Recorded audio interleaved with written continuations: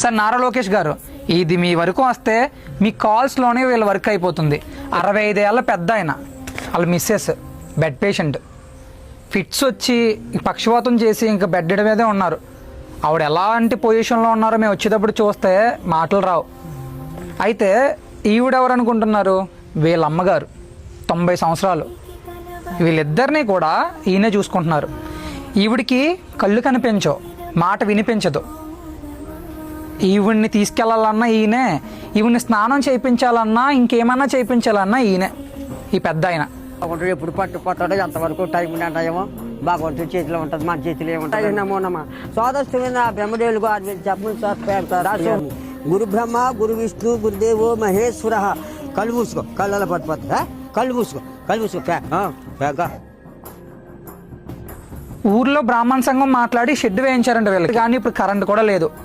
చీకట్లో బ్రతుకుతున్నారు వీళ్ళు. పగలు ఒకటే లైటింగ్ ఉంటుంది, చీకట్లో ఏ పాము వచ్చినా ఏ జర్రు వచ్చినా ఏం వచ్చినా సరే వీళ్ళ ప్రాణాలకైతే గ్యారంటీ లేదు. డాక్టర్ బిఆర్ అంబేద్కర్ కోనసీమ జిల్లా. ఈ జిల్లాలో కొత్తపేట మండలం అవిడి గ్రామం. ఈ గ్రామంలో ఒక తోట, ఇంత తోట మధ్యలో చిన్న ఇల్లు. ఆ ఇల్లు కూడా కాదు, రేకుల షెడ్. ఆ షెడ్లో ఉంటున్నారు ఈ ముగ్గురు పెద్దవాళ్ళు. వీళ్ళకి మెడిసిన్ వేయడము, బట్టలు మార్చడము, వీళ్ళని వాష్రూమ్ తీసుకెళ్ళడము, వంట వండి పెట్టడం అన్నీ కూడా మన తాతగారి వయసు ఉన్న ఈయన చేస్తున్నారు.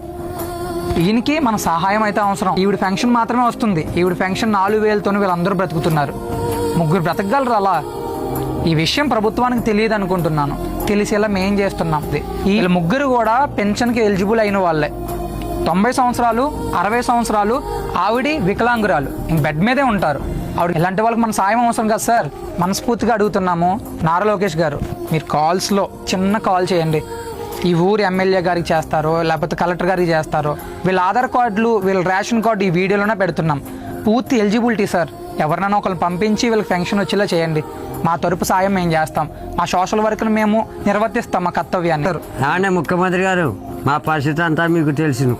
మీరు ఎటువంటి సాయం చేస్తారో మా పరిస్థితి అంతా చూసి మీరే చెయ్యాలి. ఏం కావాలి? సోలార్ కరెంట్ అయితే ఏం కట్టుకోక్కర్లేదంట కదా. సోలార్ కరెంట్ కావాలా? అది కూడా ప్రభుత్వ సబ్సిడీ మీద ఉంటుంది. అది కూడా మేము మాట్లాడి మీకు చేయించేలా మాట్లాడతాం. ఎందుకంటే తోటల మధ్యలో మీరు కరెంట్ లేకుండా ఉండకూడదు. ఏ పురుగు ఏదన్నా కుట్టితే ఇంకా ప్రమాదం మీకు. అది తీసుకెళ్లే వాళ్ళు కూడా ఉండరు. పిలుచుకుంటా నా ఫాలోవర్స్ని, సాయం చేసే వాళ్ళని ఒక ఆర్మీగా పిలుచుకుంటా. అందరికి కలిపి ఒక పేరు పెట్టుకున్న వీర ఆర్మీ అని. వాళ్ళ వల్లే ఇదంతా చేయగలుగుతున్నాను. వాళ్ళందరూ సహకారం ఉంటుంది. మీ ఆశీస్సులన్నీ కూడా వాళ్ళందరికీ వెళ్తాయి తప్పకుండా. నేను ప్రతి వీడియోలో కూడా చెప్పేది అదే, వాళ్ళందరూ నాతో ఉంటారు, నేను మీతో ఉంటాను.